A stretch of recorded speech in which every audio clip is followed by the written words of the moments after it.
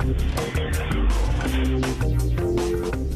Dan Ackerman, and we are here taking a look at the Digital Storm X17. Now, I'm not going to lie to you, this is not the prettiest laptop on the block, although it may look very familiar, because if you've seen some other reviews we've done of boutique gaming laptops, or you've gone shopping for one yourself, maybe from Digital Storm, from Origin, or any one of those other little companies, they all look kind of the same because they're all built around the same off-the-shelf chassis, in this case from a company called Clevo. And what boutique gaming laptop and desktop companies do is they get these generic cases, then they open them up, put in their own high-end components, assemble it by hand, burn it in, test it, and then send it to you. So you're really paying for the assembly, the high-end components, the testing, the really in-depth support that comes with it, not for the actual look and feel of the laptop, because this is a very premium priced product. It's $2,000.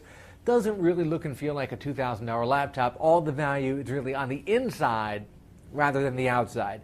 But if you're okay with that, this is actually the best price I've been able to find for this particular set of components, which has a quad-core Core i7 processor, the highest end of AMD's current graphics cards, and 16 gigs of RAM, which is pretty cool, coupled with, unfortunately, a keyboard that's backlit, but not a fantastic keyboard, a touchpad that's pretty small with little clunky buttons down there at the bottom. At least if you're going to be gaming a lot on the big 17-inch 1080p screen, you're probably going to have an external mouse plugged in all the time, so the touchpad shouldn't bother you too much. Some companies customize this case a little bit, like by putting a different back panel on it. In this case, Digital Storm just kind of wrote their name over here and again on the back. That actually kind of takes away from the look even a little bit more. You'd almost rather be sort of generic and understated. You may not want to take this, let's say, to the coffee shop, not that you'd fit in one of those little coffee shop booths with a big honking laptop like this.